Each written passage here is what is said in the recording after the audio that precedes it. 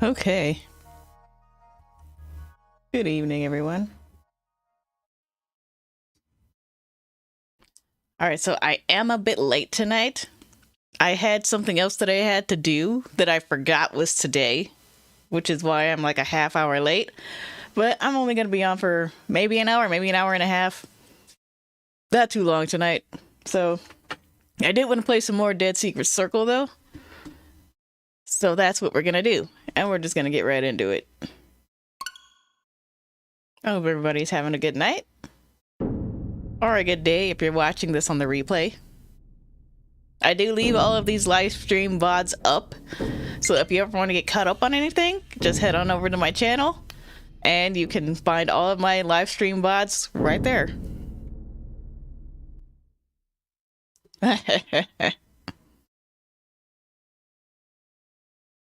Okay, yeah, I'm not gonna go longer than an hour and a half today. Because Sunday night and all. Alright, can you hear?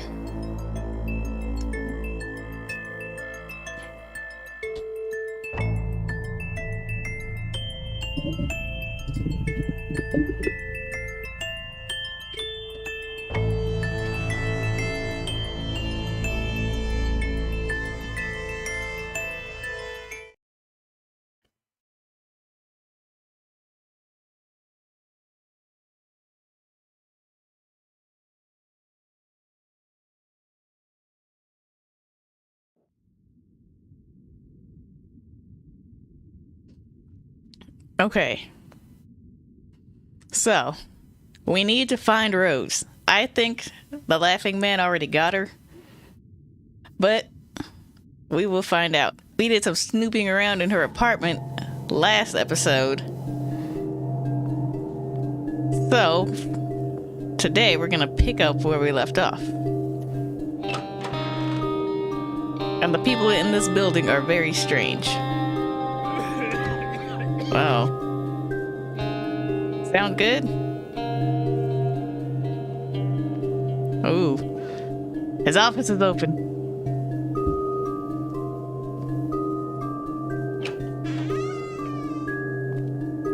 Hello? You good, bro? Hello, Edmund. You? Again? No one ever teach you to knock. Your door was open, man. I need your help. Yeah, well, get in line, Toots. Everybody needs help today. Harriet's got a leaky faucet, Janet's fridge is kaput, and Bram called 3 times to see if the postman's come yet. Now you barge in here with something, and you don't even live here.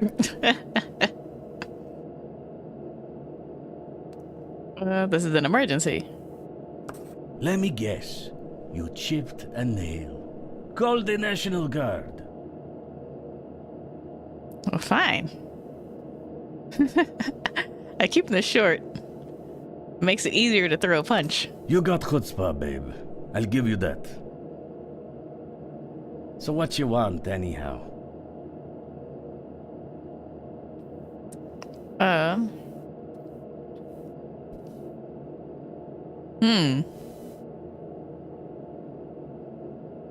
You said Bram is waiting for a letter.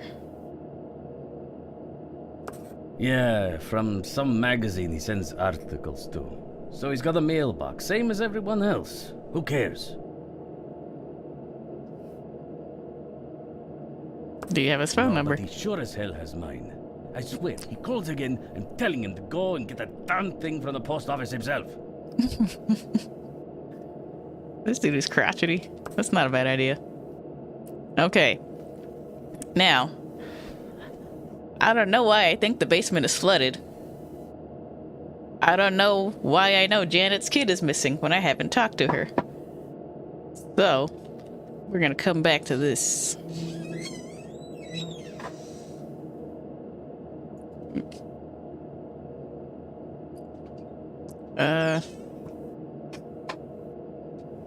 Can I come back to this? Maybe I'll just say something. Yeah, it does that. I didn't I'll look like get I got to back it. out of there. Maybe next week. Now scram! Fine. Okay. So. Sequence breaking, I know, right? Well, his door was open, so I just thought I'd sneak in there. But we're gonna head upstairs.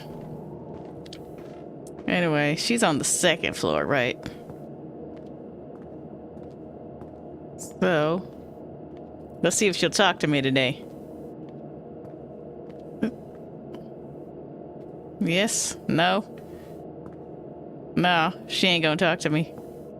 I can't even knock. What about Creepy Ryder? Will he talk to me?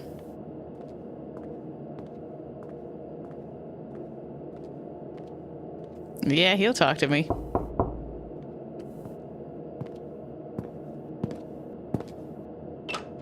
Hello, Patricia. Sorry, but I don't have time to talk today. I'm waiting on a call. The post office. So I hear. Maybe I should go to the post office and intercept his package. Or his letter, or whatever it is. Is that something I can do?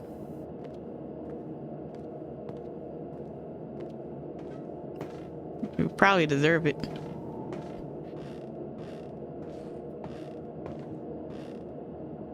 Okay. Do I need to do anything else in Rose's place? I feel like we've done everything in here.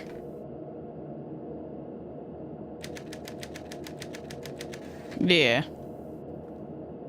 We don't need anything there.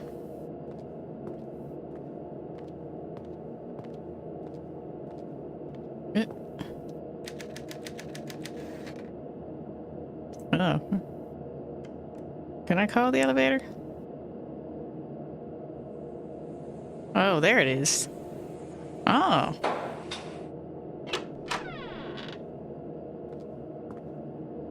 Oop.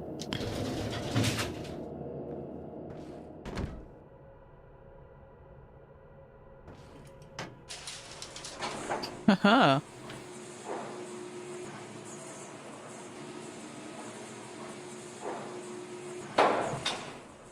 This elevator is not stuck.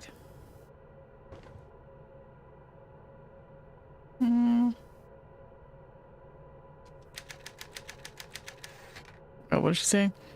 Like a small keyhole. I wonder what it's for.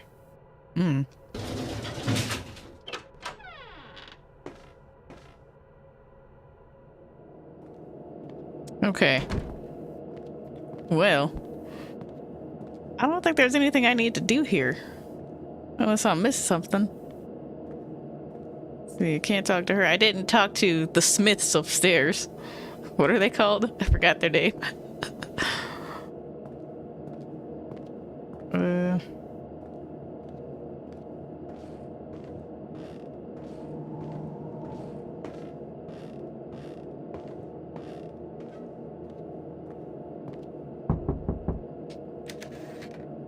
No answer. Probably doing something shady.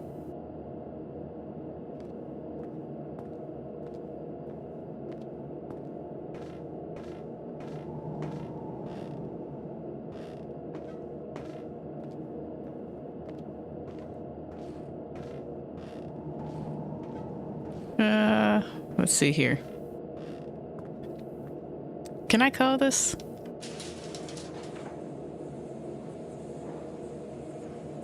Okay. Well, apparently I can use the elevator.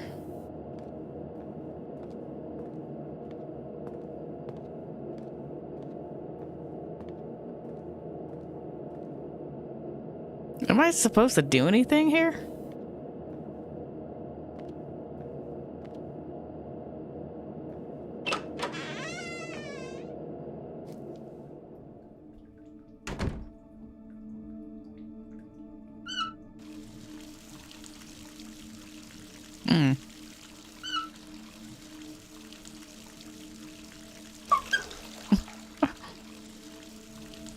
I'll just run your water bill.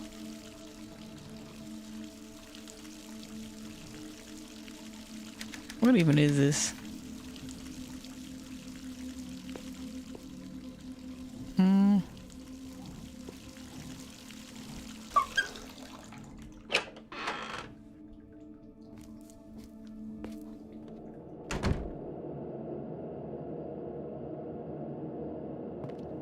Well, can I go mess with him again? I can.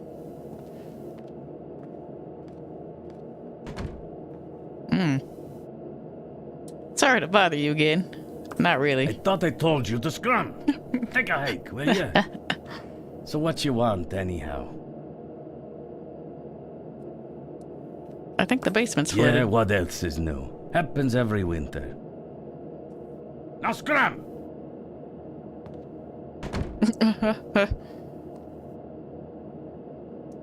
Oh.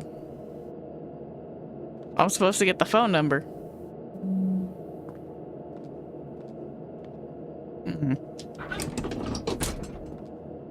Is it not on here? Wait, what did... I don't know what that said.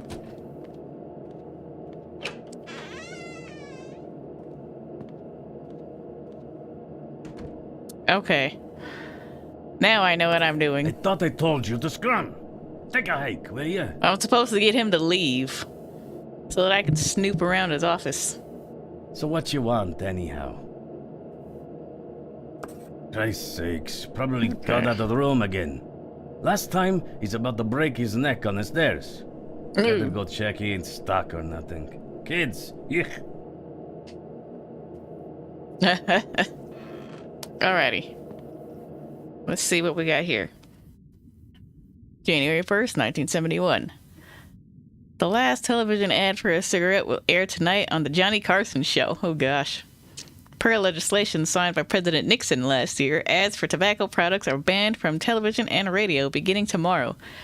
The ban is the latest blow against the tobacco industry, which has been under increased public scrutiny since a 1969 report by the Surgeon General linked smoking to low birth weight.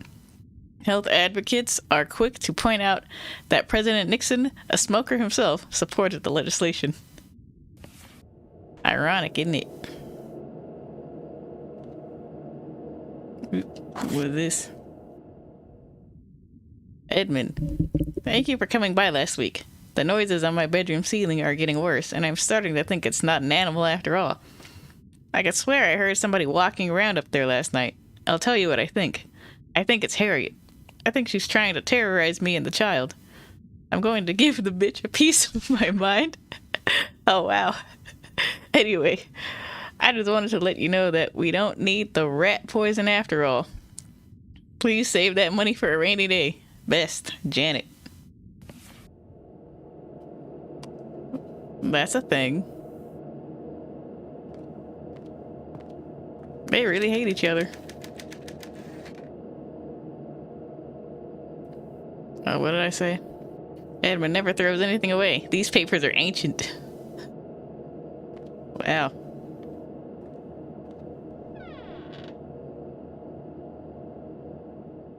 Oh gosh, okay. Shapes. It's a design magazine. The number 2 is written on a square on the cover. What does it mean? That means I need to write that down. That's what it means. Okay.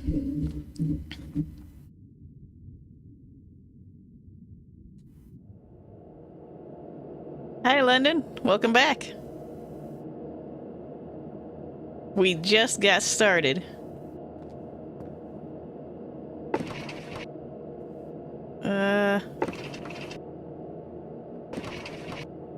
Here we go.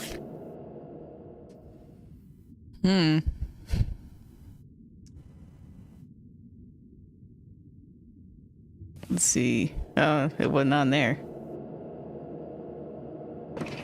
Close that. This calendar is a month out of date. Maybe Edmund likes the picture. Maybe. Okay.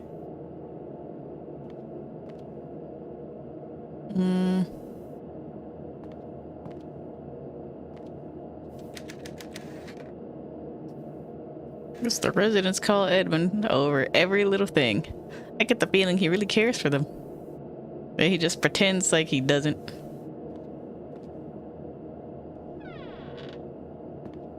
Okay, anything else in here? Let me see this.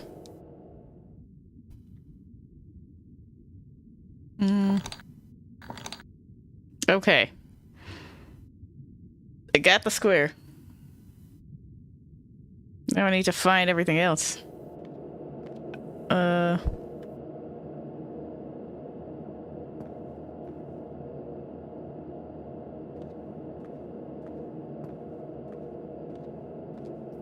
Maybe I can open these.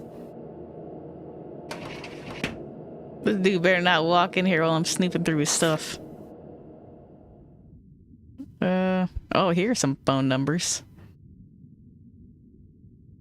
Let's call him. I need Bram, though, don't I? Janet's number is disconnected. Let's see, nothing in there. I'll close these.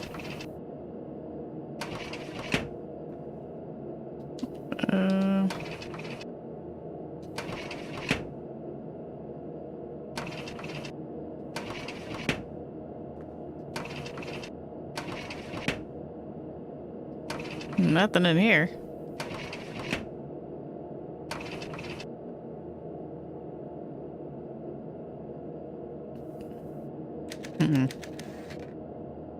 Did Edmund sleep in his office? Apparently. Is this anything? Edmund has a lot of old magazines in here, but this one is fairly new. There's a comic strip. So we're gonna grab that. Comic number 3.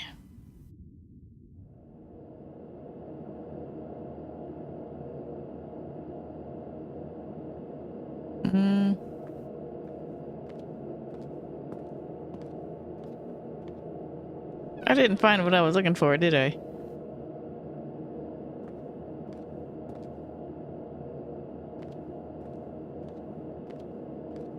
Is there anything else in this office I'm supposed to get? Looks like I need the combination for 3 more shapes. I did not see anything else, though. I don't think. I thought I felt something go off over here.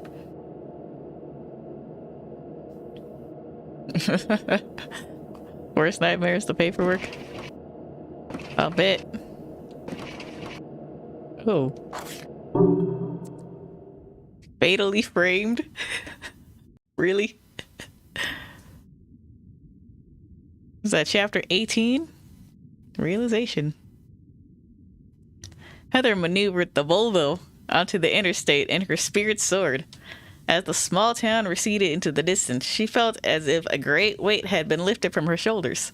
Thanks to her sleuthing, and more than a little luck, the killer of Crystal Cove was behind bars where she belonged. Still, something bothered her about the case. A nagging doubt tugged at her consciousness, begging for attention like a puppy, disturbing her jubilant mood. The case was closed, the murder solved, but something just didn't fit. Why had the killer returned to her home, come all the way back across town to hide the bloody pliers under her bed? It would have been simpler, surely, to dispose of them closer to the scene of the crime. Why risk implicating herself? After all, she'd left 3 screwdrivers and a pickaxe in the victim. So why keep the pliers? And why hadn't Rex, the vicious attack dog, tried to bite Dr. Manfred Jones as he had everyone else? Did Dr. Jones have some connection to the victim? Finally, there was the still unidentified 3rd victim, their John Doe. He was the only one to have been killed with a blowtorch, not by the killer's signature bloodletting routine. They had all assumed it was Will Stilton, Rex's owner, who had been missing for 2 weeks. But Stilton's wife said he had lost 3 of his toes to a Japanese grenade, and the corpse Heather had inspected in the morgue had all of its digits intact. And if John Doe wasn't Will Stilton, might Will Stilton be alive and well, and operating under an assumed identity? What if he had undergone surgery to hide his identity? Surgery of the type that Dr. Jones is famous for. What if the killer of Crystal Cove wasn't Abigail Thompson after all? Heather slammed on the brakes, whipped the Volvo across 2 lanes of traffic, and executed a squealing U-turn over the painted freeway divider. This case wasn't over yet. Far from it. Well.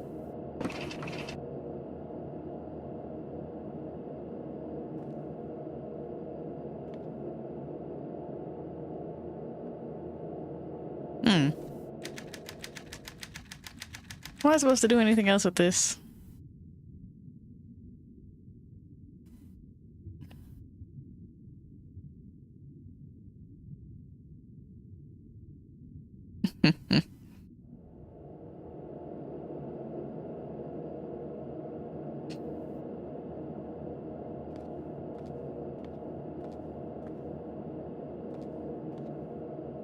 Let me see.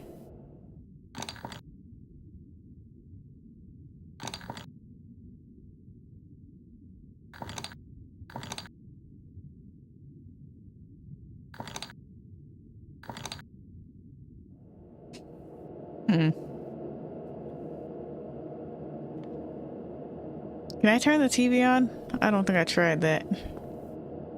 If I can get through here. I cannot turn the TV on.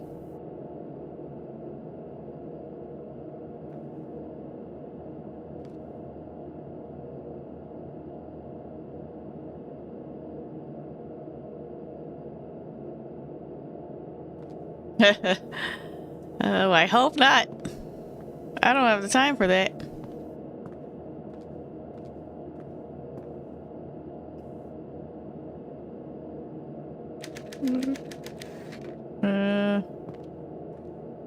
All I know is square is the second one.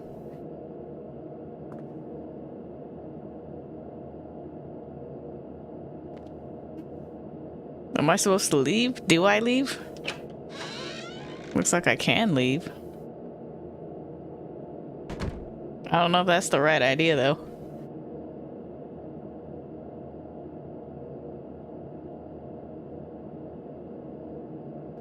I could try to brute force it. I don't know if that's the right idea either. Let me look here. Got diamond. Circle. Triangle. And X. Okay. I'm gonna leave that there.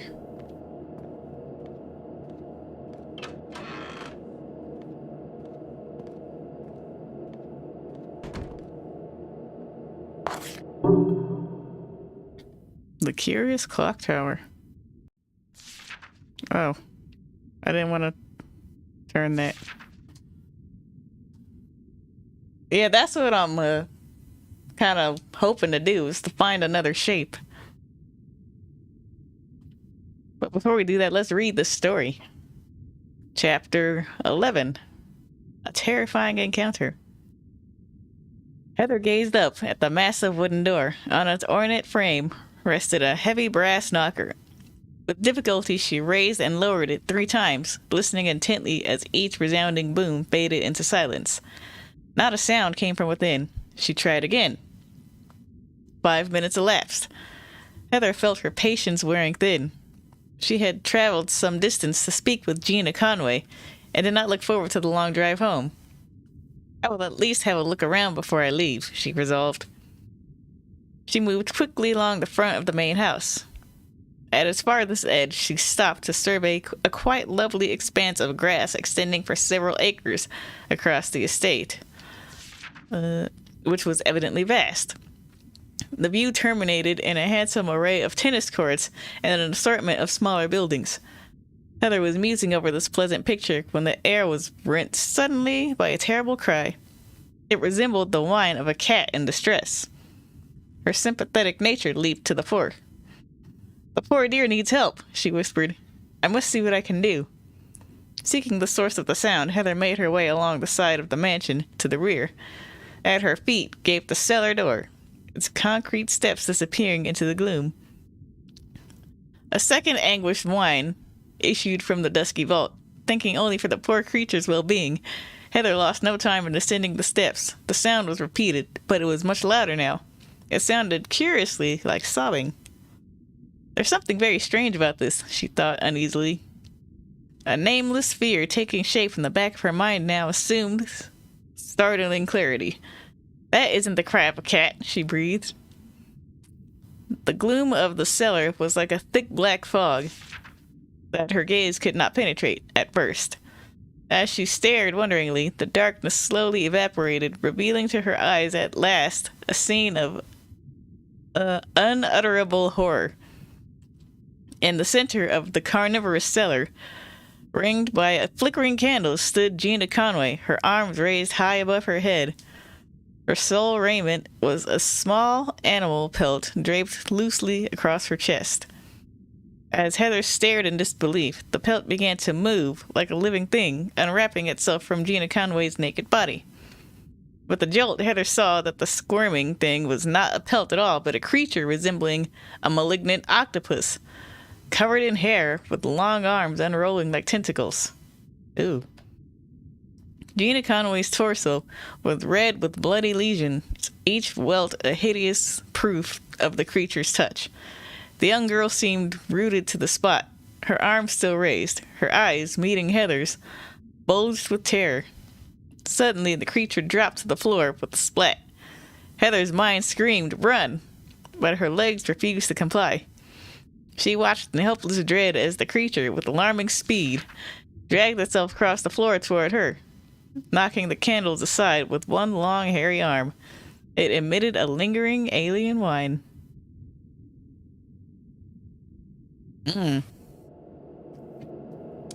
Wow.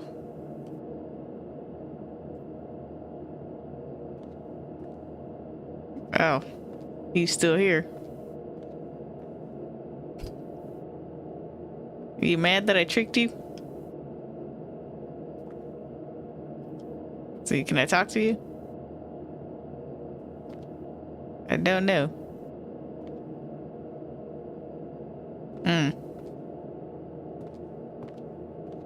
It don't look like I can.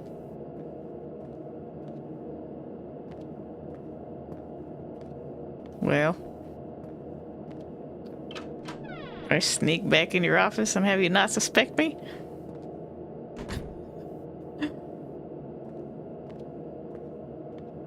Okay.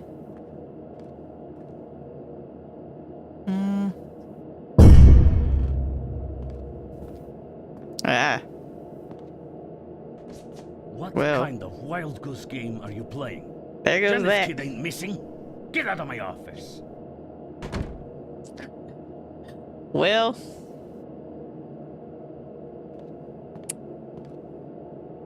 Yeah, that was a thing.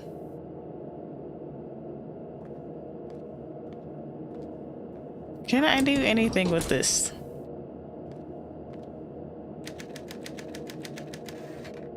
Maybe I can call Bram and trick him into leaving his room.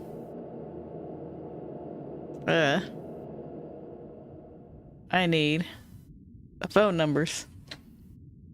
Let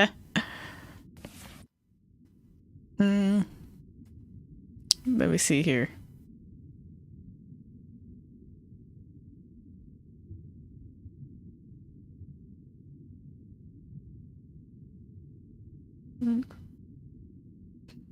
Yeah, it didn't look like there was anything else that I could get right away.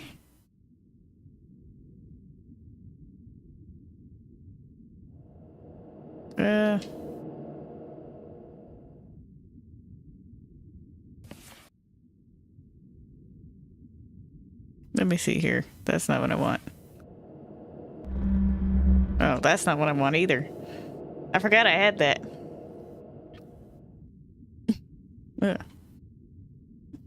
Okay, where are those phone numbers at?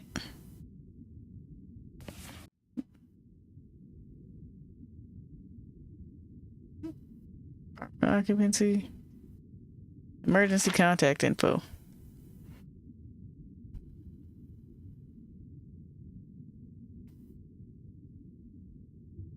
Okay.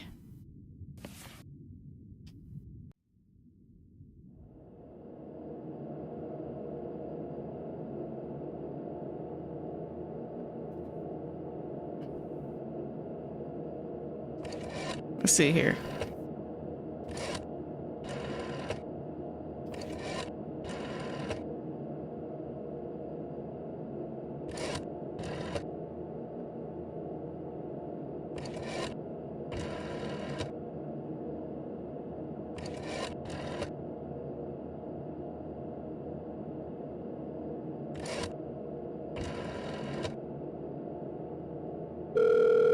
All right, here we go.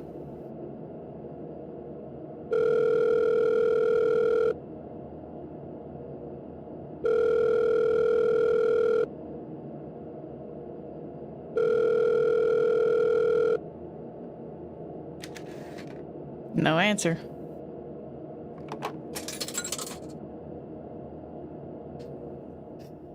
"911, do you think that would do anything?"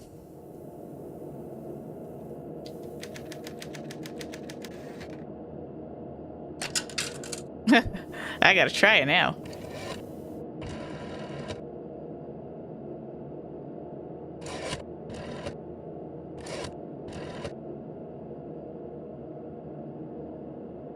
Nah, that didn't do anything.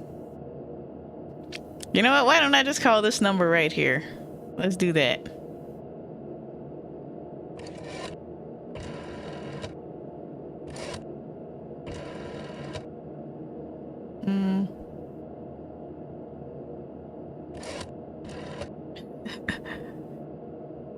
Okay.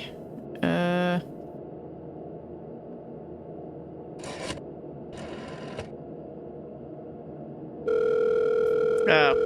I guess the 911 counted.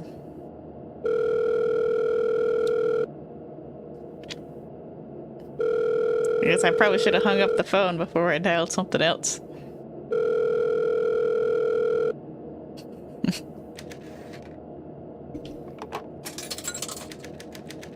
Okay. Let's try one more time.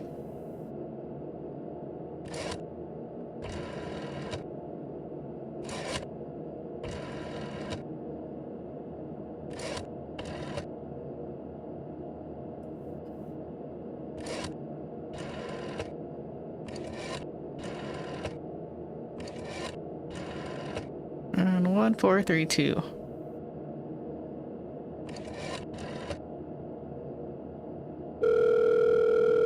Oh. No, I guess I can't dial the area code.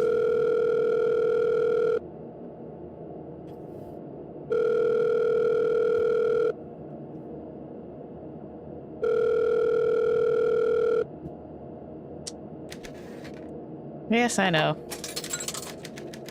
Alright, fourth time's the charm.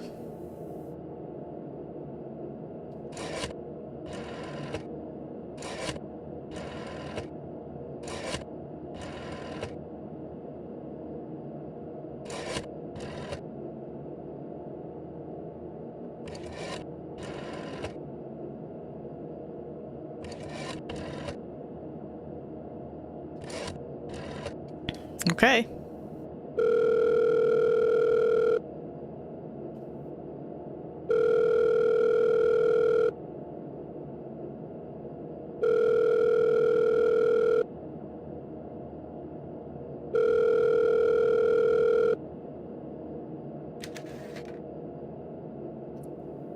That didn't do anything either.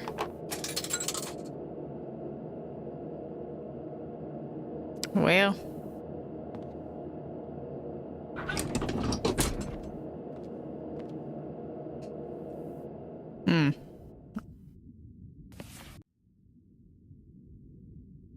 Let's see.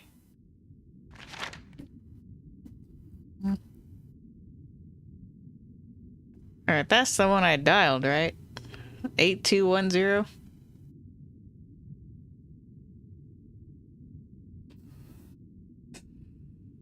Because he's waiting for the post office to call, so he should have answered the phone.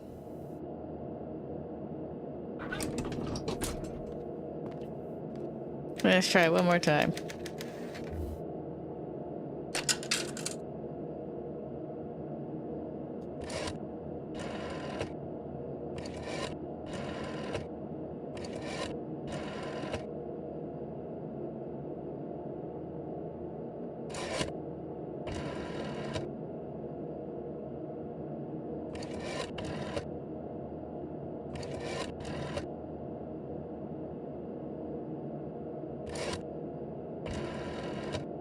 Okay.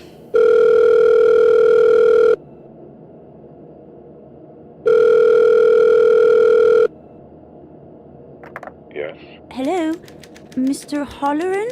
I'm calling from the 4th Street Post Office. There's a package here you need to sign for. It's about goddamn time. Do you have any idea how long I've been waiting for you cretins to call? I'll be right there. Wow. He's on his way to the post office. Now it's my chance to slip into his apartment and have a look around.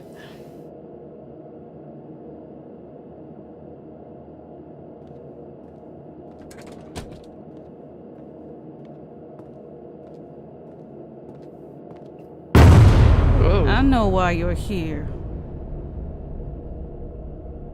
Okay. Hello, Janet. Look, it's Patricia, right? You can drop the act. I know what you're looking for. Do ya? The mountain reaches to the moon.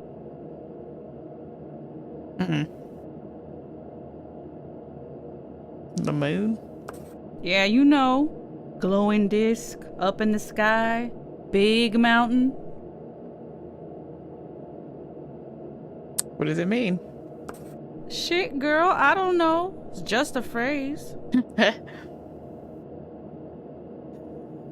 You're good at insulting it properly. I know Nice. who you are. You're one of them. One of who? Well, Patricia, you tell them Janet Easley's not coming back to their goddamn secret club. I'm over all that. Huh? Suspicious? Other than you? Yeah.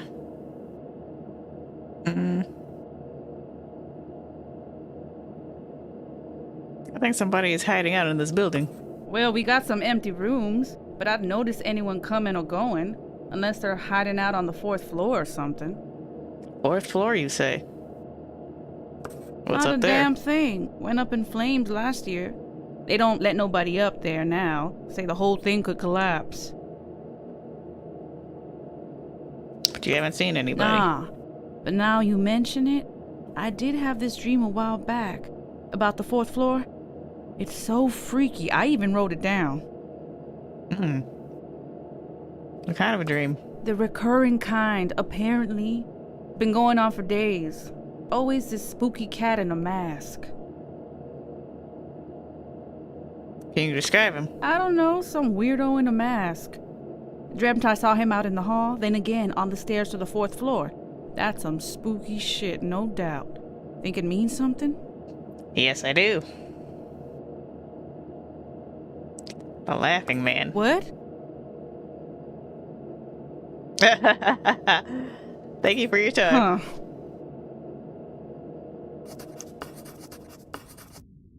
Saw someone suspicious on the 4th floor. Perfect.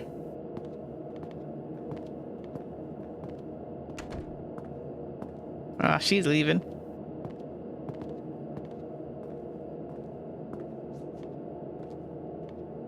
Well, I'm gonna take the elevator.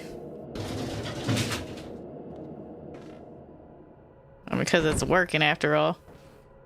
Somebody lied to me and said it wasn't.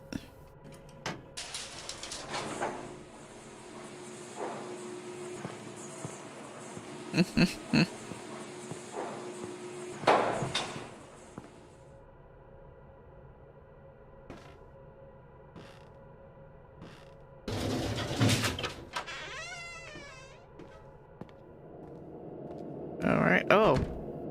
He left the door open.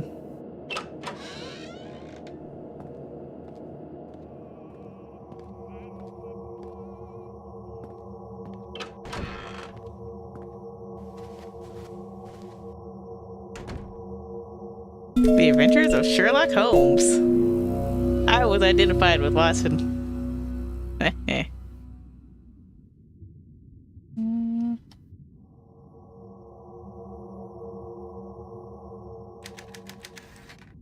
The Beltress.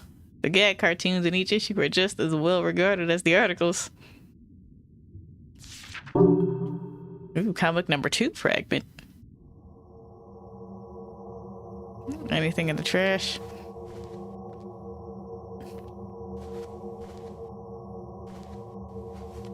Anything on the bookshelf?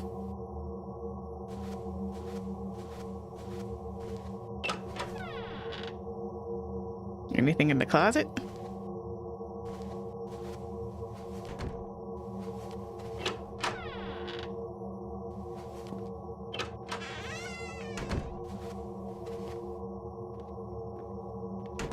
Oh, wait. Was that anything? Nah.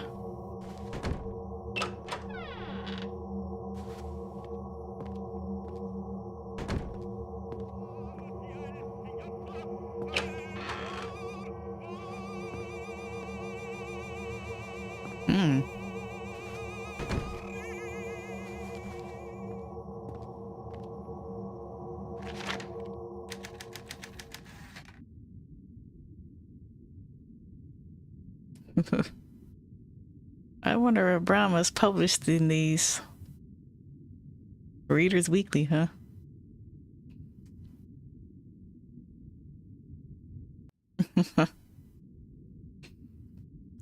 My Brother's Keeper by Bram Holleran. How far would you go to help your loved ones in a time of desperate need? Many will tell you that they would readily give up their own lives to save those of their family. Throwing yourself in front of a bullet, pushing a child out of the path of an oncoming truck. These are deaths that we glamorize. Honorable death. Quick deaths. If we're honest with ourselves, easy deaths. But what of times when the trade is not so straightforward? How many of you would amputate a perfectly good limb to save a loved one? Would you empty your bank account, give up your career prospects, and consign yourself to a life of poverty to rescue a blood relative? Would you agree to a protracted, painful death by asphyxiation if it meant your closest friends were assured a long and healthy life? Dig into these questions and you'll find that even those who ascribe to selflessness have limits. The human soul that I have delved since learning of my brother's... Oh wait, did I miss something? I think I missed something. There we go. It is into these recesses of the human soul that I have delved since learning of my brother's disorder. He has a rare degenerative disease that even now, after a decade of treatment, I struggle to understand. The insidiousness of his condition is that it chips away at his mind bit by bit. A woodpecker determined to fell a great redwood. His ability to speak was one of the first facilities to go, followed by the ability to make rational decisions on his own. These days he sleeps, a dreamless, black sleep from which he is only able to awake with the aid of machines and drugs. Even when he is awake and alert, he must be told to dress, eat, even attend to his bodily needs. It is as if he has lost not only his speech, but his basic sentience. Keeping my brother alive has been expensive. His treatment consumed his life savings. Then it consumed mine. That we come from an affluent family, the war with the rot in my brother's brain has incarcerated both of us in penury. Beyond the financial toll, his treatment requires the regular transfusion of cells from a healthy relative, an obligation that, as his sole living kin, I alone can bear. The disorder that has brought my once brilliant brother to his knees is now in the process of cutting off my heels. Is it wrong to wish for the death of a loved one? Is there a point at which selflessness must end? A point beyond which the cost is greater than the reward? When the sun sinks below the horizon and my brother's evening medication has been administered, I sit in my easy chair and am swallowed by shame.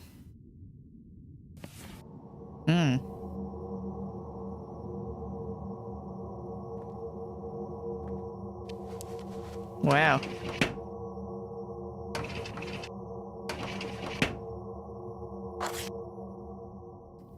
C. Halloran Lab Journal, September 18th, 1964.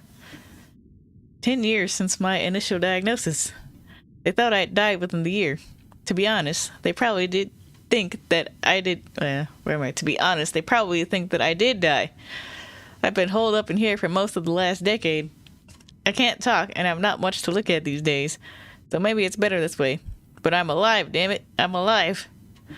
The daily regimen works.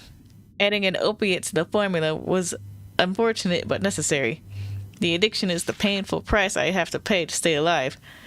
I should be able to hold the disease at bay as long as I continue the treatment. Another 10 years at least, I think. Money is a problem. Proceeds from the house will keep me going for a while. But what happens when the money runs out? Bram says I should concentrate on staying alive. I guess he's right.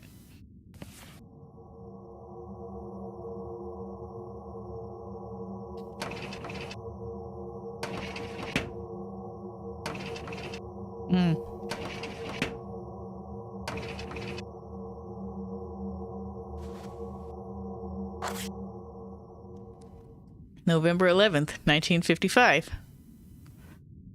Shake's so bad I can't hold the pen. Typing these now. Thought about killing myself again. No point. I'll be dead by summer anyway. I don't mind dying. I just want to stop the spasms. Got the lab to send over a bunch of samples. Experiments start tomorrow. You shouldn't worry about the money if you're gonna die. It depends on how many years he's planning on trying to stay alive, I guess.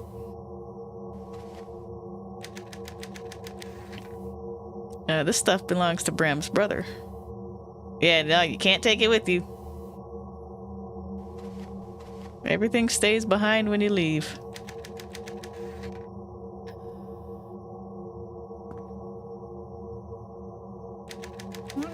Oh. Here's a puzzle.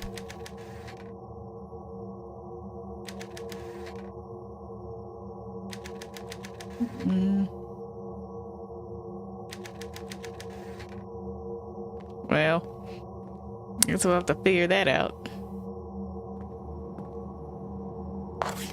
Ah. Vulture statue.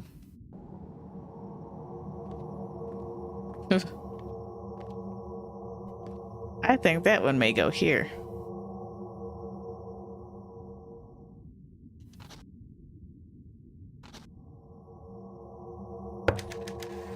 This one goes here. Yep. That door is locked.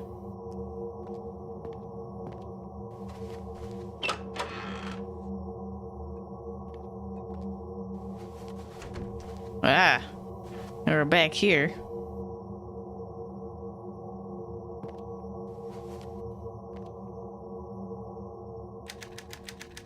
Tips for writers. I have some of these issues.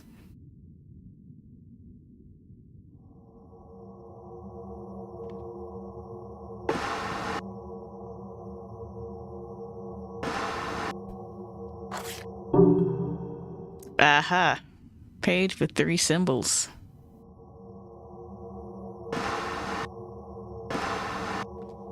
Yeah, I'm just gonna take that.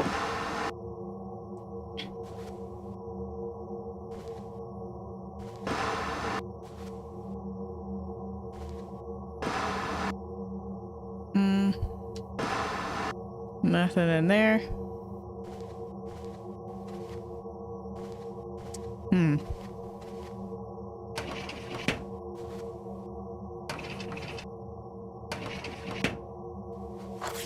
Take that.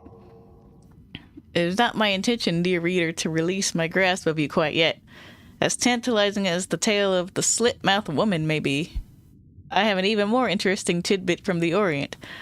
Letters from my dear friend Dr. Rokudo of Kyoto describe the living ghost, or Ikiryo. This fascinating apparition behaves much like any ghost of legend, floating around, startling passers-by, even possessing women and murdering enemies, with one key difference. Its source is a living person, rather than the cold corpse. The spirit leaves the body as one sleeps, it seems, to roam around of its own accord and cause mischief. The denizens of the land of the rising sun consider the living ghost to be emotion embodied, a particularly powerful feeling that frees itself and wanders the moral plane. Just think, a woman, because it's always a woman, in the throes of despair could strike out at her philandering husband without lifting a finger. She dreams of his death and rises the next morning to find the old gent deader than a doornail. Little does she realize that it was her own emotion materialized as an angry spirit that has done the deed. This, my friend, is so much more interesting than the hoo-hum Western poltergeist. Why bother scaring folks with levitating books when when your spirit can kill them while you sleep? So this is my theory. I think his brother is the Laughing Man, and he's doing that Ikirio thing where his consciousness is being projected into this killer and he's going around doing all this stuff. That's just my thoughts. By the end of the game, we'll know if I'm right.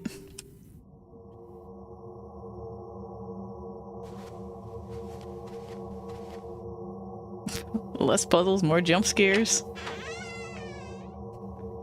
Well, before I go, let me take a look at this. Some of these symbols. Wait, what? Some copper wire. What do I need copper wire for? Oh, I know what I need the copper wire for. A game theory. I know, right? Wow, you just went there. A game theory.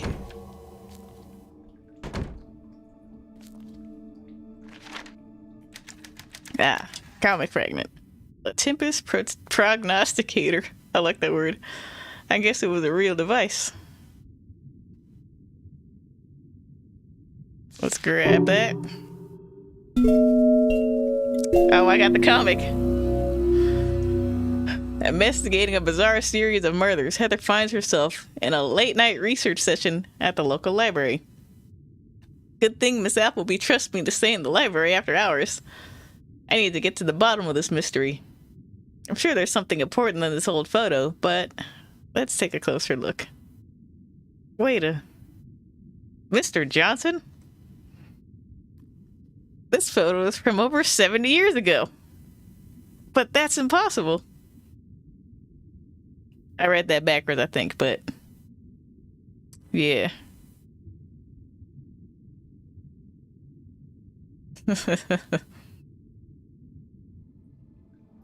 Anyway.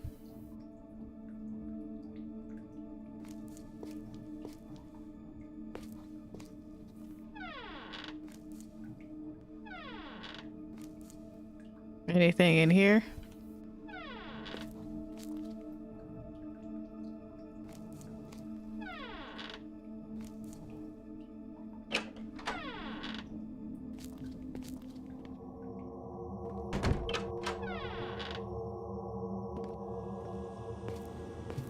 Okay, here's the kitchen.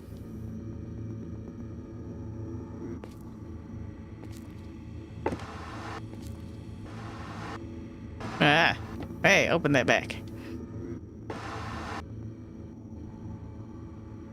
No, we actually do have a reflection in the mirrors. I kind of like that, actually. March 3rd, 1957. Morning. 2 cc of mitochondrial... Okay, 2 cc of mitochondrial fluid at base of neck. Spasm suppression successful, but very painful. Treatment efficiency feels poor. Need to find a way to deploy more directly to affect sites.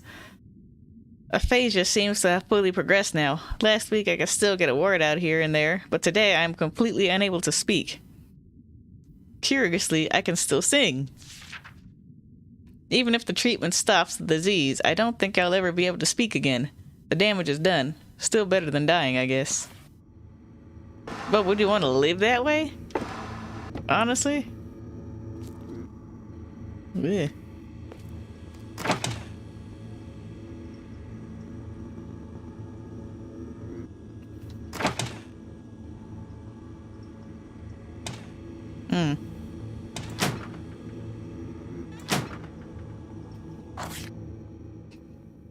Dear Mr. Halloran, thank you for submitting your article, The Circular Logic of Fear, to Monstrosities magazine. Your submissions are so timely that I could nearly set my watch to them. Once a month without fail, another Bram Halloran treatise on some god-awful subject or another lands upon my desk, and it is my duty as a professional to give it a read. The most painful part of this process is not the text itself, although to be clear, I would rather chew nails than be subjected to your or however you say that.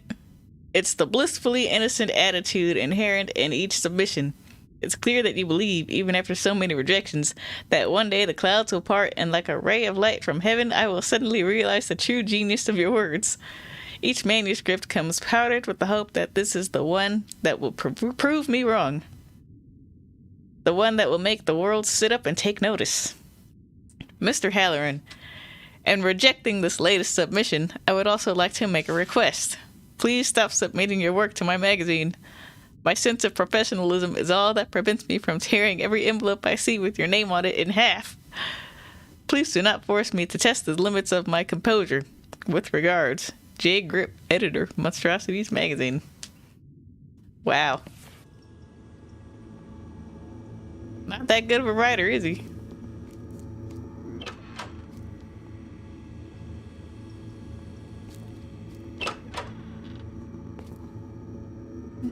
Anything in the pantry?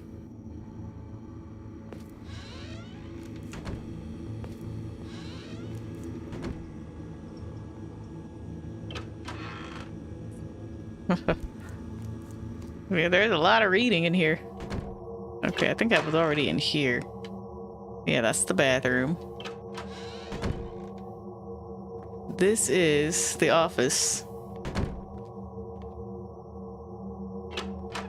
And that's the living room. And that was the bedroom.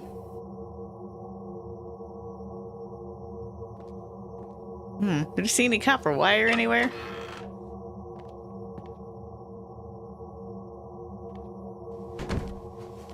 Well, there's that door, but that door is locked. Did I look at this? Oh yeah, I did look at this.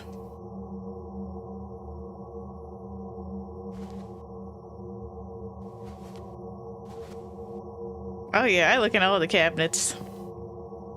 I don't think I've missed any. Oh yeah, there's these statues. I didn't see any more.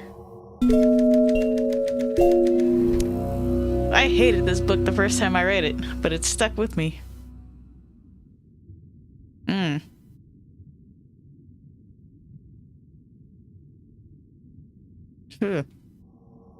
Well.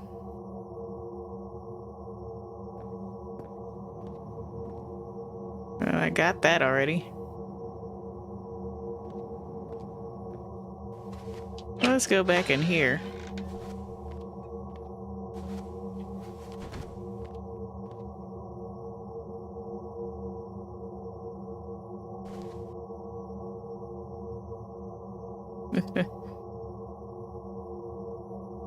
Okay, no, nothing there. I need the copper wire for that.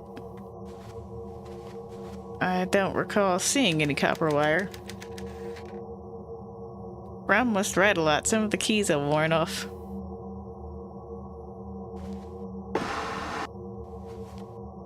Let me see. I know I looked in here already. Oh, you're good, London.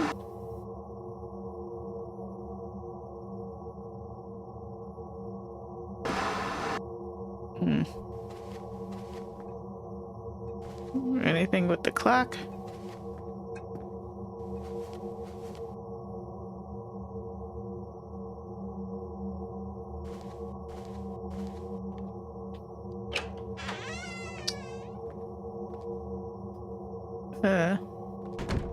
I wonder if I'm allowed to come back. Well, let me go back in the bedroom real quick.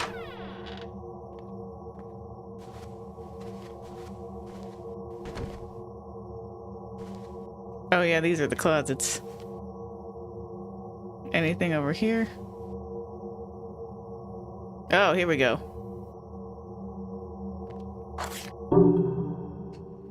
Raven statue.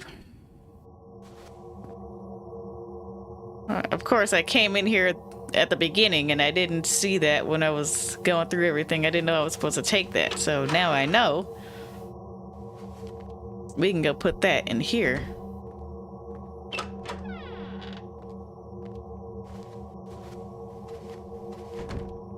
And that's gonna go right there.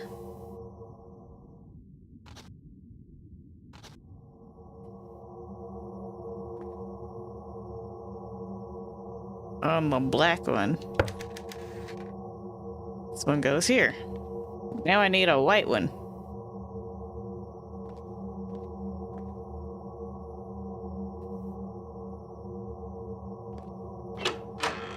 Well, let's go back and see if we can't find another statue somewhere.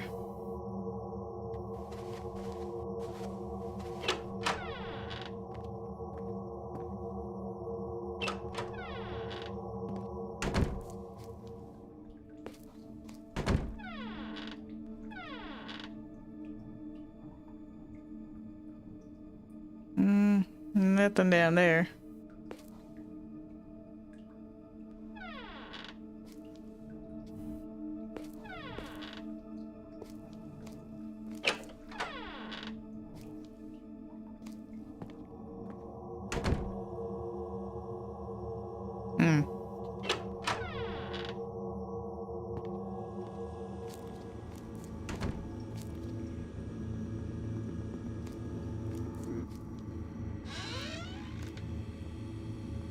Anything in here?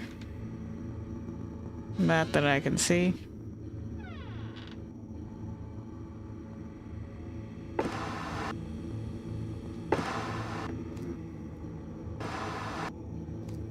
Nothing in there.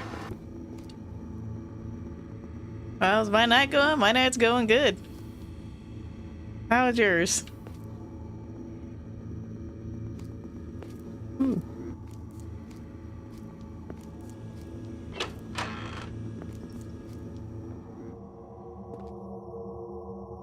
Going great? Awesome.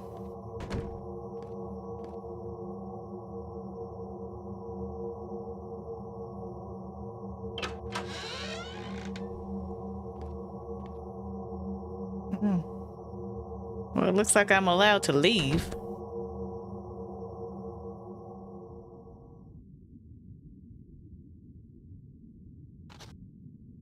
Okay, well now I know what to do with that.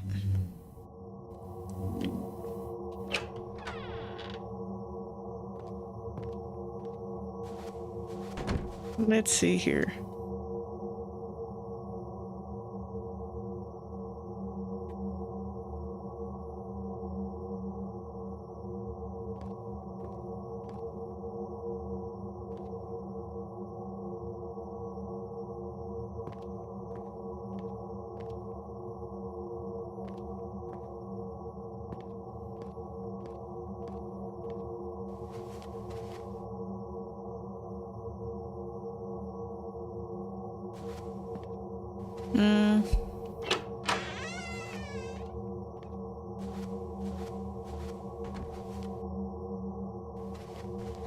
I feel like this dude's gonna walk in on me.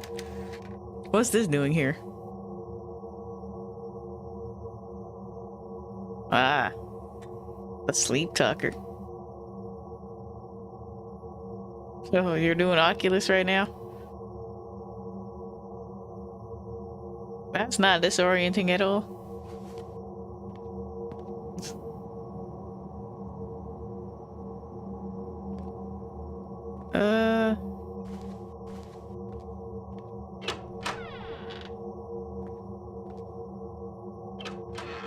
That's the bathroom.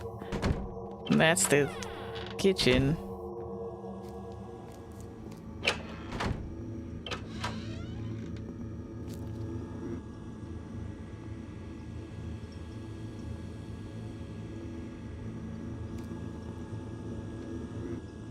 Maybe there's something in those closets in the bedroom.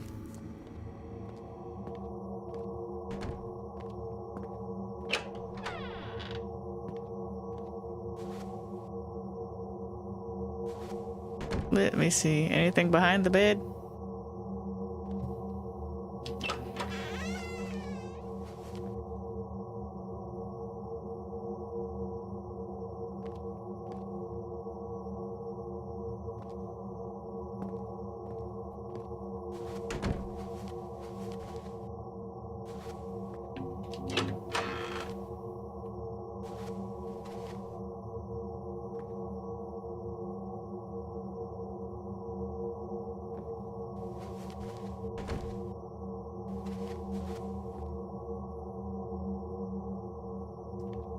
No.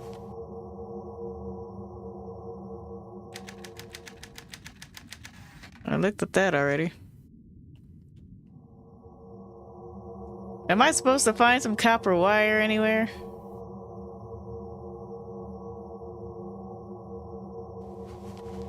Was I supposed to get that from somewhere? I don't think there's any in this place.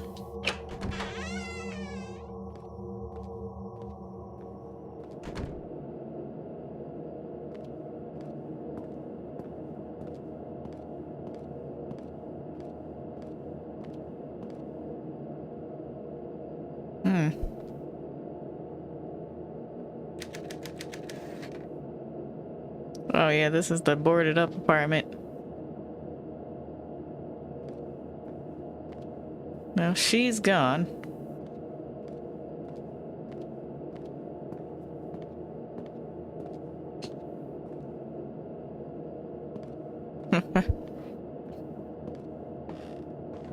Never tried PSVR.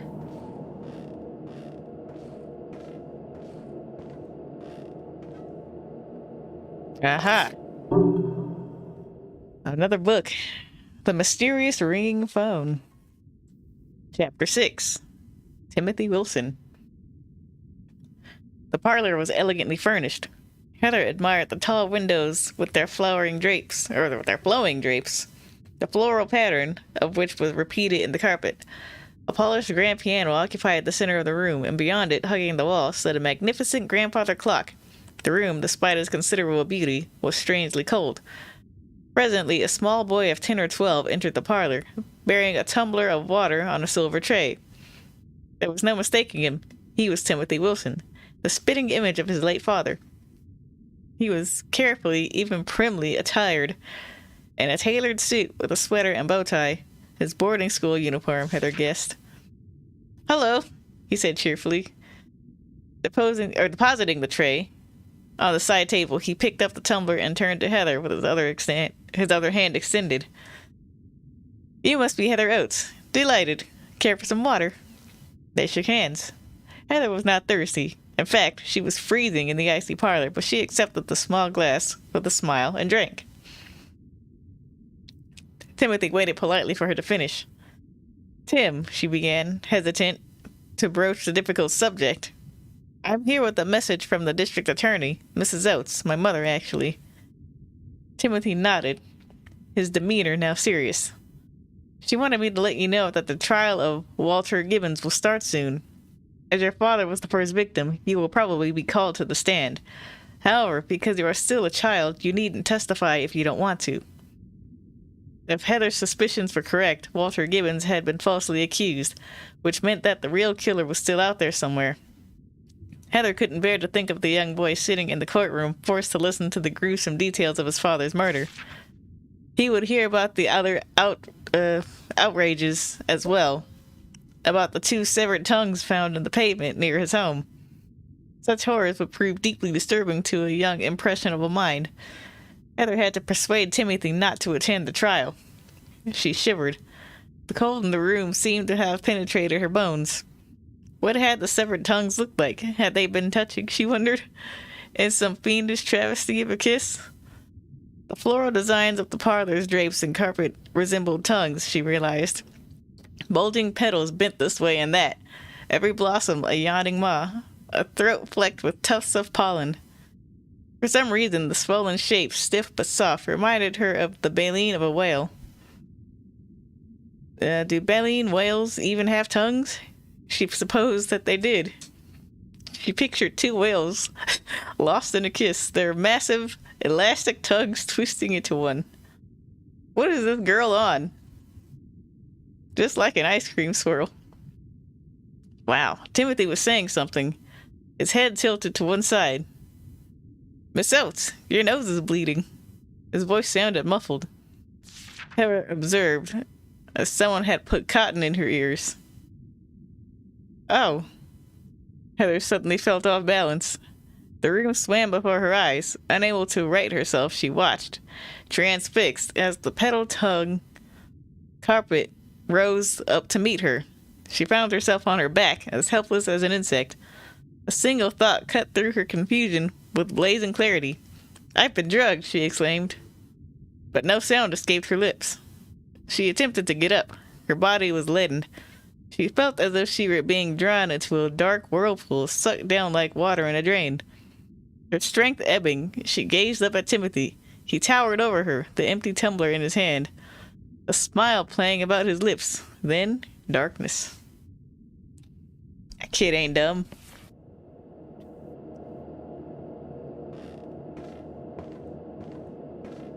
Okay, I need nothing else there.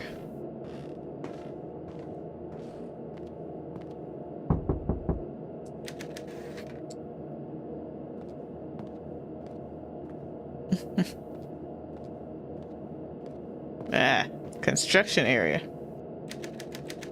Fourth floor was damaged in a fire and has been closed since.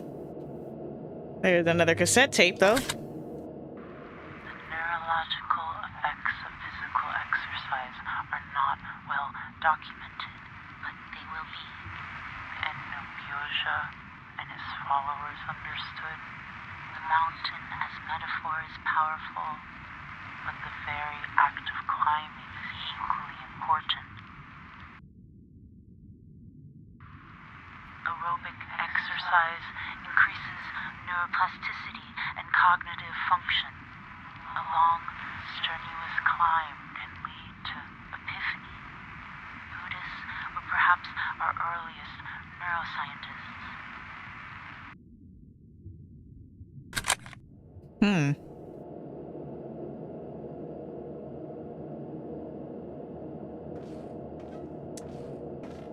Well, speaking of mask.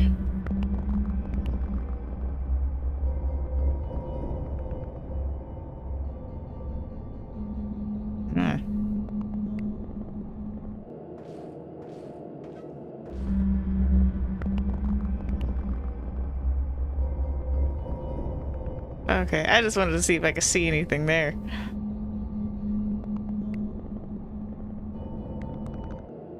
That is really bright.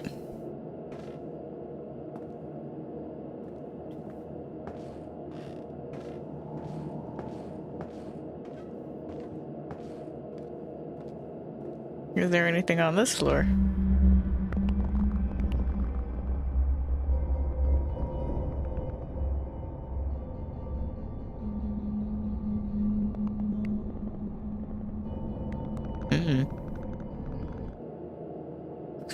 Luigi's Mansion, but with no ghosts? Huh.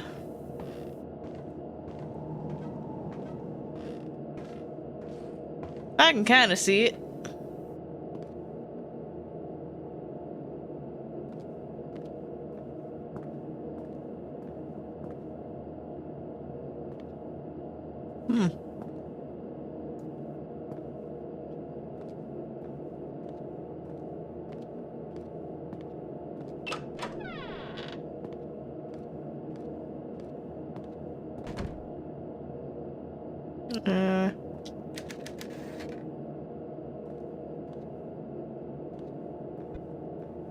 Let me see here.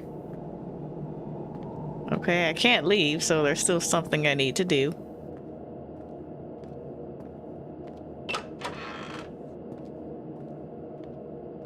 Can I get back in his office? Nope. I need to find some copper wire, is what I need to do.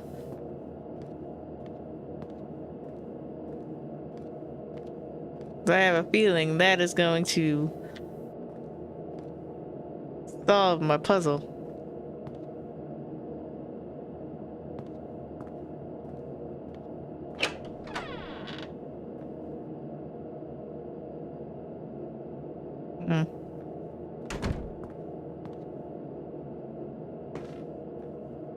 You know what? Let me see something.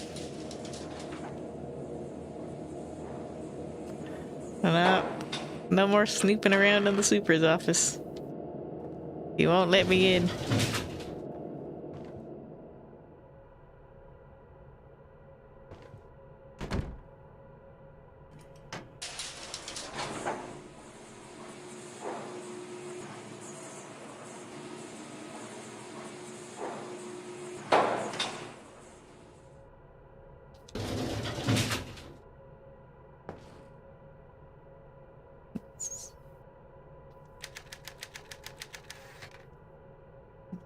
Yeah, I need to find a key or something for that, too. Okay.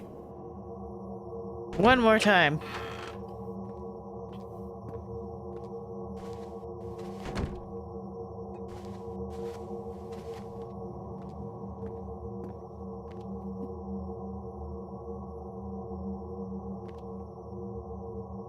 I need one more thing for this. I don't think I can pick that up and move it.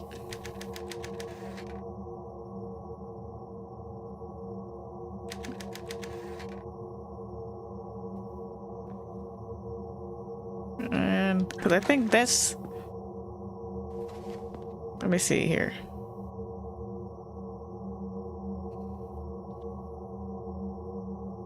Corvus oculum corbi non eruit. Does anybody know how to read Latin?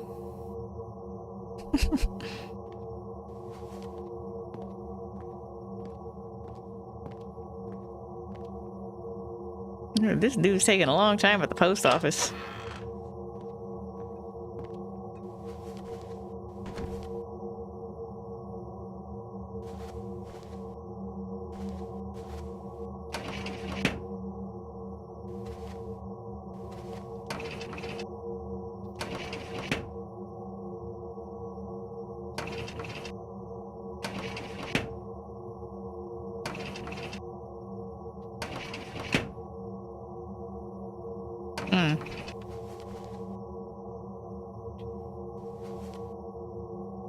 Anything on the floor?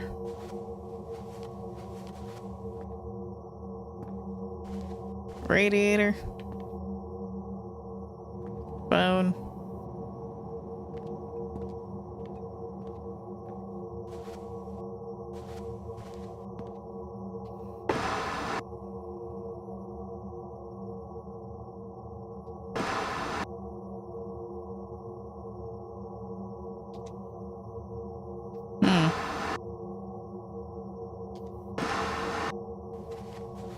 I've looked in every drawer, correct?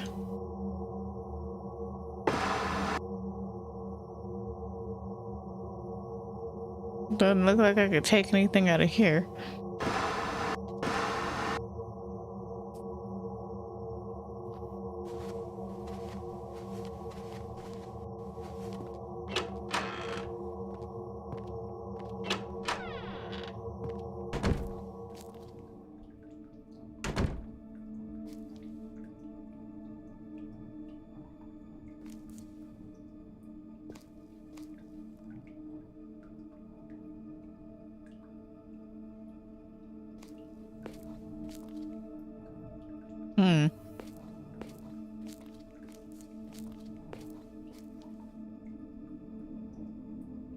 I was gonna say, can I take the bar of soap and put it on there? Oh, there's the copper wire right there. Hold on.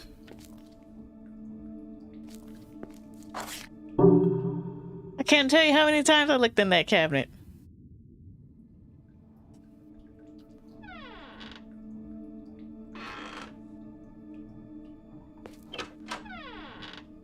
Okay. Here we go. Let's take a look at this. Ooh, not that. Yep, right under my nose. Okay, so we've got...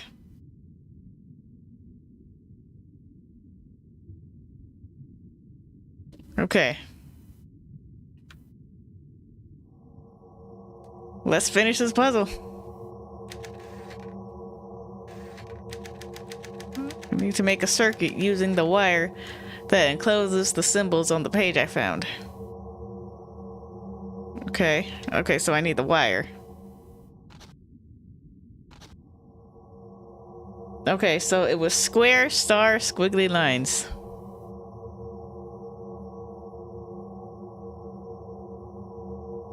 So...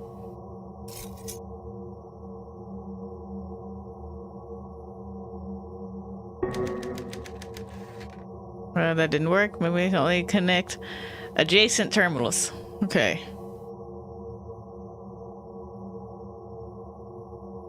So, let me see.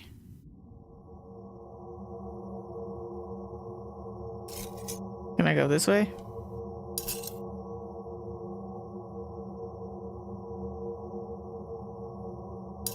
There. There. There. And there.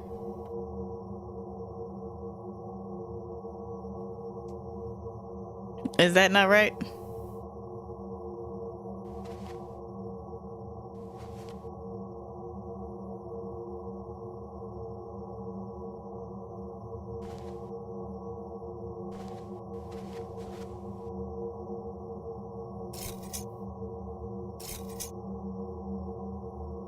Let's see here.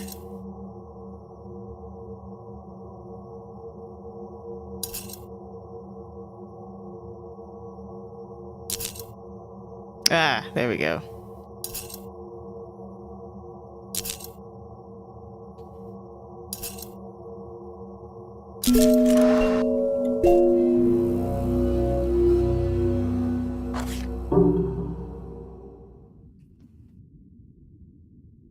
Okay.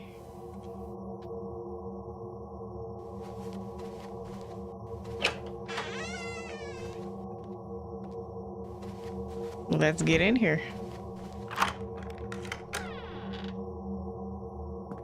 See if this... Ooh.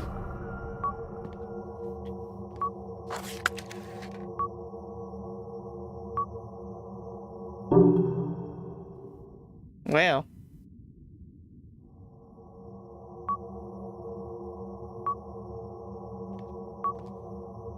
Can I pick that up? Yes, I can. Okay. April 17th, 1953. Celebrated surgeon Colm Halloran publicly announced his retirement from the field of medicine yesterday amidst claims of malpractice. Halloran, who had established a reputation as the doctor of choice for the rich and famous, has been hounded by scandal after a series of high-profile patients died in his care. Earlier this year, 23-year-old Peggy Warden, daughter of hotel mogul Johann Warden, died during an operation Halloran had described as routine, leading many to question the surgeon's competency. When people are dying, you can't just chalk it up to bad luck, said a friend of Halloran who did not wish to be named. Colm is a brilliant surgeon, but after so many failures, the public has lost confidence in him. Halloran made a name for himself in 1946 when he successfully separated two conjoined twins in an operation others had declared impossible. He went on to perform other high-profile surgeries, including the removal of a railroad spike from the brain of a 12-year-old boy. In the 50s? Wow. Some in the community believe that Halloran's failures are attributable to a secret medical condition. Halloran declined to comment for this story, but several witnesses attest that the surgeon's hands often shake violently. Continue on A23.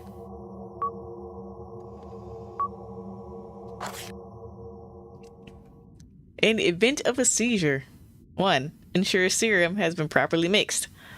A. 3 parts mitochondrial culture, blue stuff. B. 2 parts immunosuppressant. C. 1 part morphine. Set the mixture dial to 3 and flip switch to ensure that the compressor is on before mixing solution. Mixer should show blue lights. During active seizure, intracerebroventricular injection is required to bypass blood-brain barrier. A. Load jet injector with serum. B. Locate Ommaya reservoir under scalp near the top of the forehead. C. Proceed with injection. Introduction of serum into the lateral ventricle should cause seizure to abate quickly. Monitor patient carefully for 24 hours post-treatment. Ooh. Colm's vital signs. He was alive, but comatose, I guess.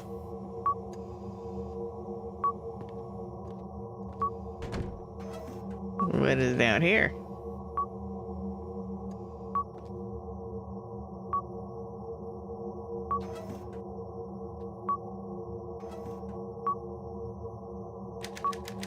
I guess this is where you put the vial. Oh. Oh, there he is. Cole must be incredibly sick. He looks terrible.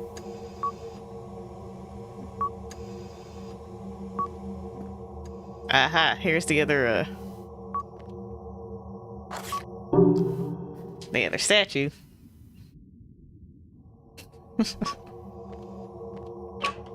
I don't know, how do you like to get a shot in the brain? Which, by the way, is underneath the skull. Let's not forget that.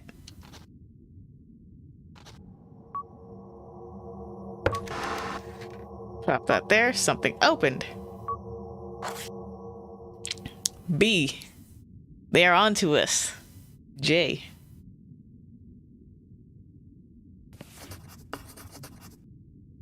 Up to something with Janet? Question mark? Possibly. Okay. So.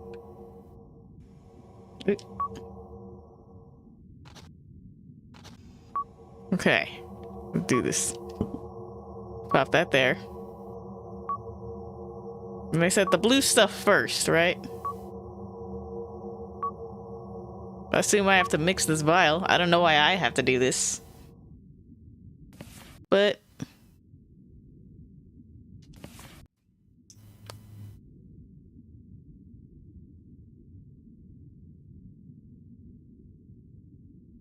oh, here we go.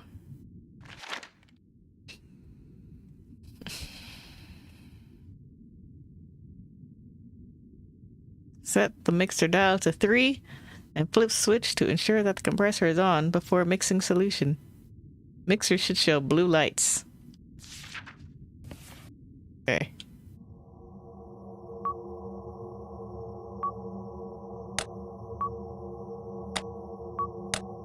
Set it to 3. Okay.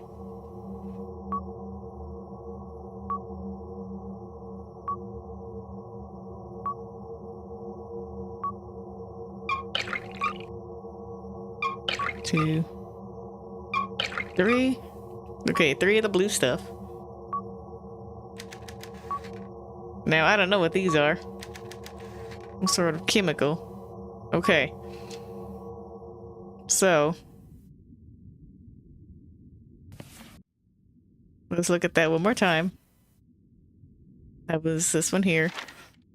2 parts immunosuppressant and 1 part morphine. Which one of those is the chemical?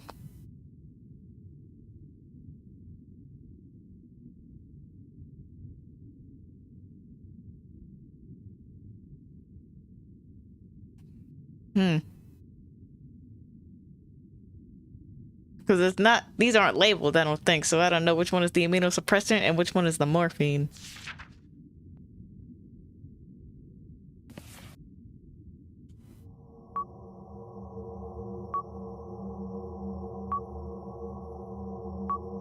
It's probably this one, because that has less liquid, so 2 parts of this. And then 1 part of this. I must have made a mistake. Alright, let's try it again. This is definitely right. 3 parts of that. We'll do 2 parts of this. And 1 part of this. Okay. There we go. Looks like it worked. Full vial. Now, what am I supposed to do with this?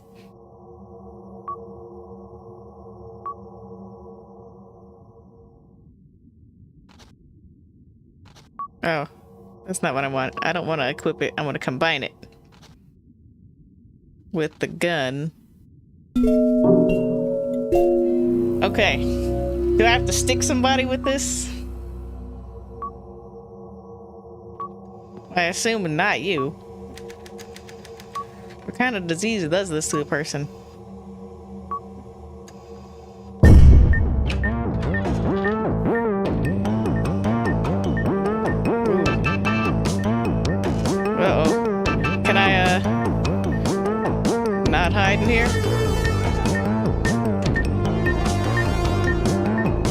What do I do?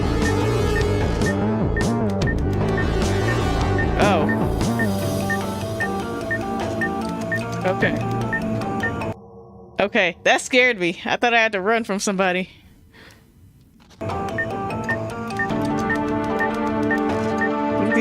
The injector to figure out what's wrong.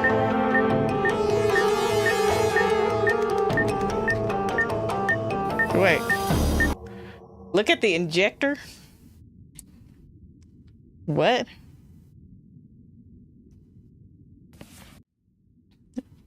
Yeah, that scared me. I thought the dude was showing up and I was trying to hide.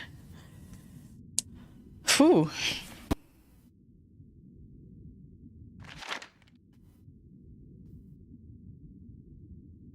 Okay, so he's having a seizure right now, I guess.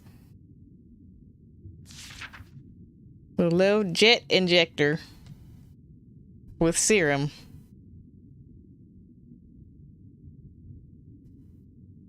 Let me, okay. Now, what is the injector? That is... this thing?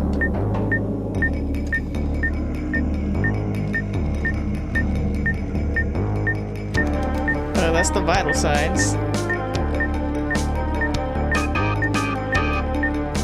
Wait, what am I looking for?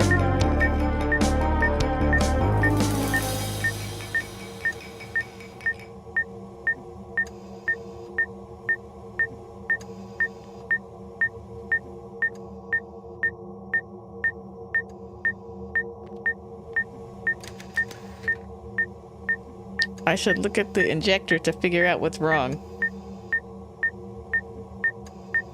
This dude is not gonna sit here and die on me, is he?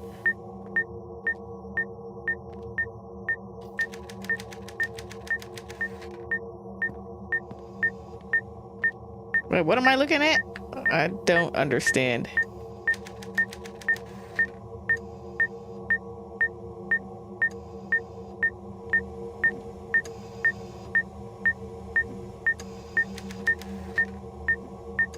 That's the oxygen.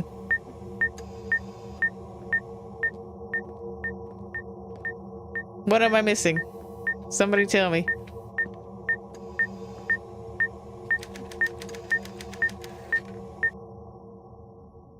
Well, give me this for one.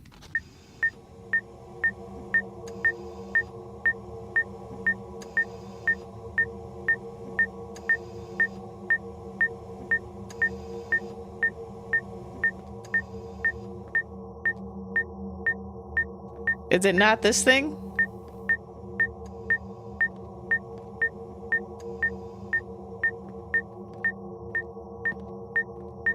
Because this is what he's plugged up to.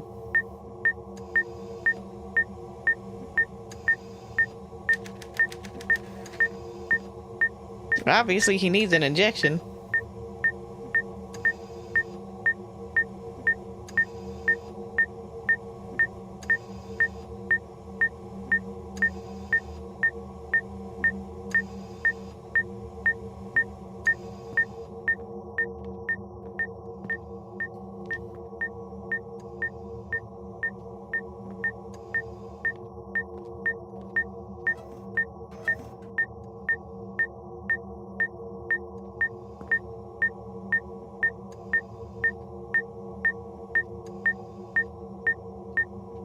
Hmm.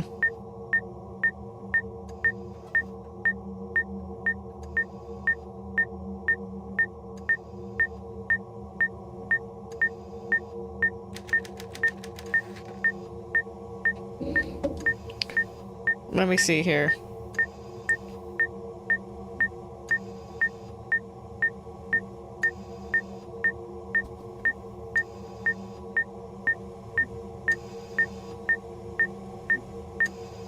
Where am I supposed to stick this dude? I don't see...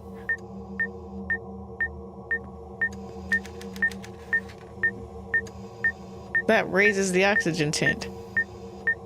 Okay. How do I do it?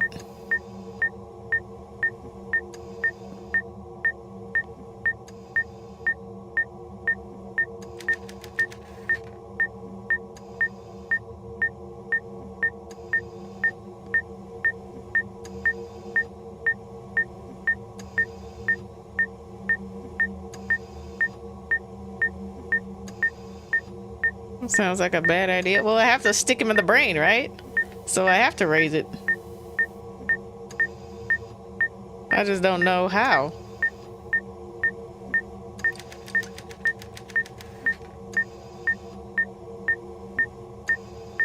That said, look at the injector. Is this the injector? What is this? I don't know what an injector is. This is the only thing that I see.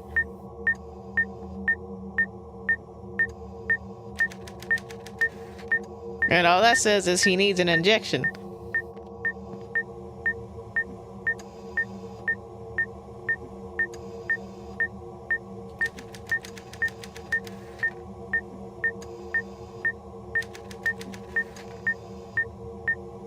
Okay, well, are you gonna raise it?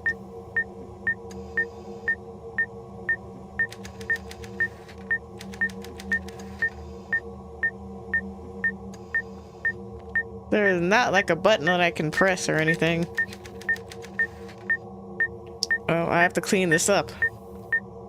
Okay. How? Injector, something to do with the needle itself? Well, that...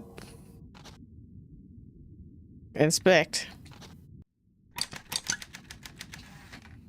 The CO2 cartridge is empty. I'll need a new one. Okay.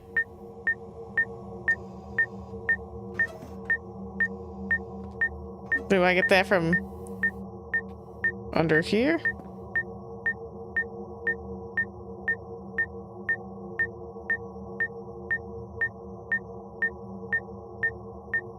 No. Man, where do I get that from? What did you miss? This dude is having a seizure and I need to inject him. And I'm trying to figure out how to do that. Okay. We got a CO2 vial. We're gonna stick that on the injection gun. Why do I keep doing equip? Combine with this.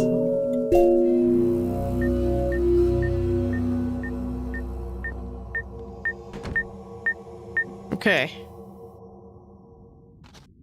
How about now?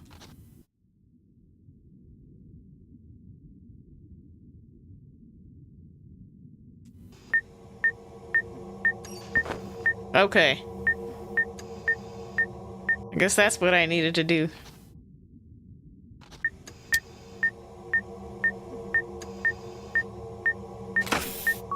Ooh. Did it work? Did I save him?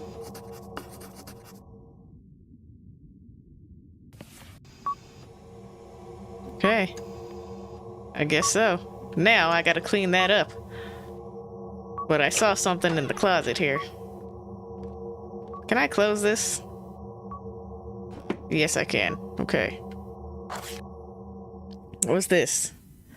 February 4th, 1970. Treatment efficiency degraded at first 40%. Hard focus. Fluid reserves low. No money. Bram in charge now, helping me setting routine. Knows what's best.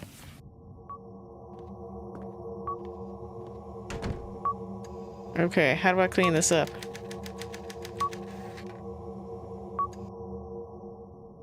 I guess I need to get a, oh, let me close this. I need to get like a towel or something?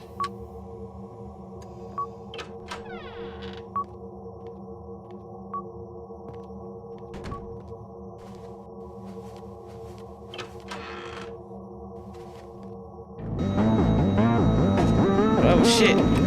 Oh.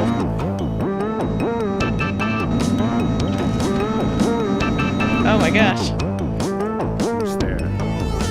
I can hear you, damn it. I'm sorry.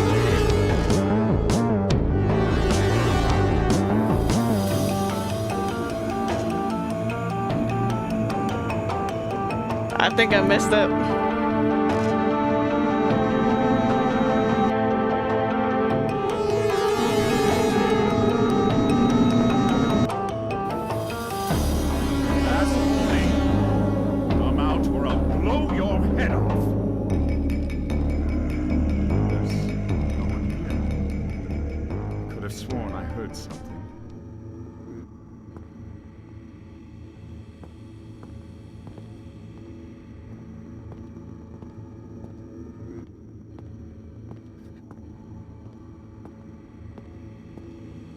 If he comes in here, I'm dead.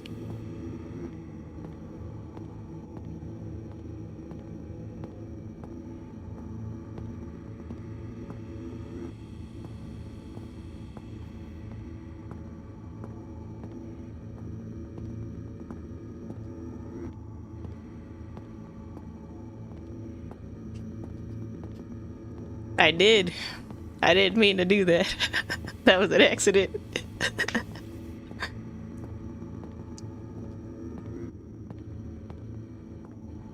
I think I'm trapped in here.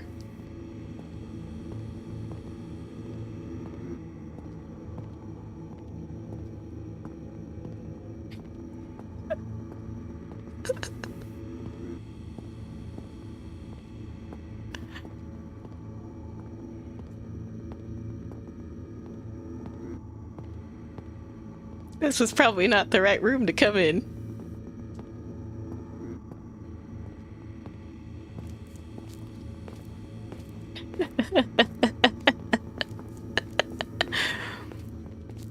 Oh boy.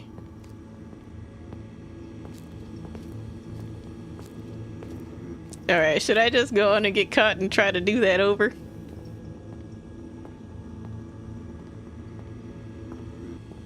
Because I think it sounds like he's out there walking around.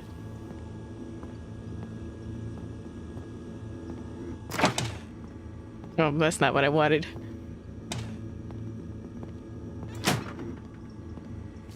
Yeah, I just hid in the first door I could find.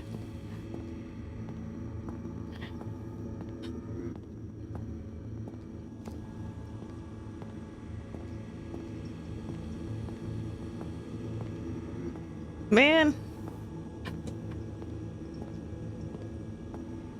He's not going away, I know. Alright.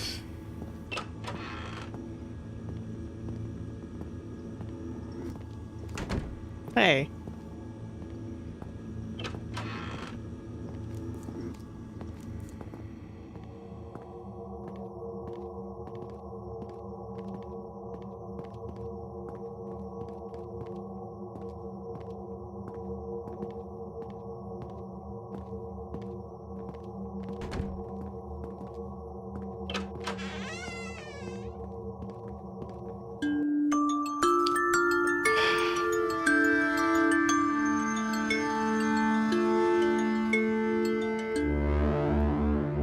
I didn't know how to clean up the spill. That's what I was looking for, a towel to clean that up. But then he showed up.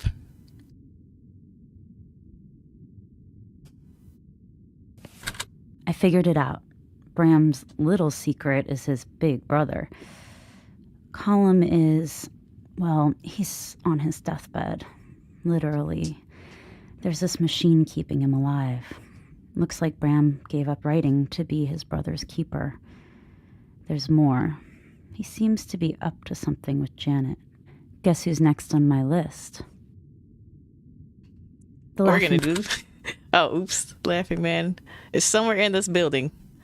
I can feel his presence in the halls and in my dreams. Maybe the 4th floor.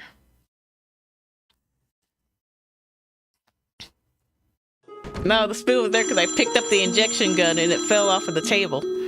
And the vial broke.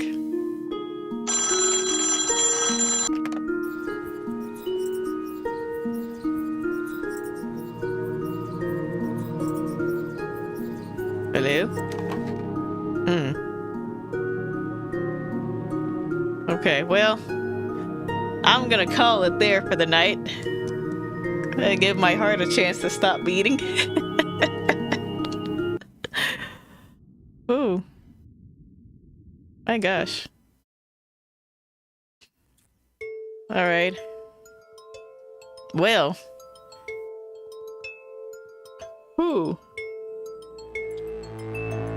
Okay. So we're still no closer to finding Rose. Yeah, that's why I don't do horror. I don't like being scared.